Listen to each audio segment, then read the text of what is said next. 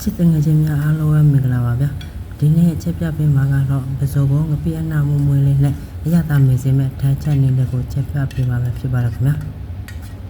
ကျွန်တော်ဟဲ့တပွဲစာပဲလုပ်မှာဖြစ်တဲ့အတွက်ပစိုးကို6កောင်ပဲထည့်ထားပါလားခင်ဗျာပစိုးလက်ကျက်သွားပြီဆိုတော့လေးထားတဲ့စပလီကျက်သွင်းပြီးမြို့တီနဲ့ရှောက်ရွက်ထည့်ပါမယ်ခင်ဗျာပြီးတော့ထော်ထားတဲ့ကျက်သွင်းနေမြို့ကောင်းနဲ့ပစိုးငပိလေးထည့်ပါမယ်ခင်ဗျာ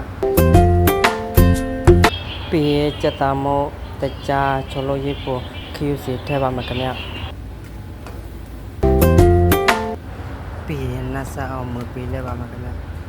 ပြီးရင်အရသာလည်းနည်းနည်းမြည်ကြည့်ပါမယ်ရသာလေးရဲ့နှစ်တော်လေးဖြစ်သွားပြီဆိုရင်တော့စားလို့ရပါပါခင်ဗျဘလကူရရှိတဲ့အရသာမေးစေတဲ့ဒီစုံငပိထဲချက်လေးစားလို့ရပါပါခင်ဗျမစ်စလို့လည်းလှုပ်ရှားကြပါဦးเนาะကျွန်တော်channel လေးကို like subscribe လေးနဲ့အားပေးကြပါခင်ဗျာကျေးဇူးများတင်ပါတယ်နောက်ဗီဒီယိုလေးမှာပြန်တွေ့ကြပါခင်ဗျာ bye bye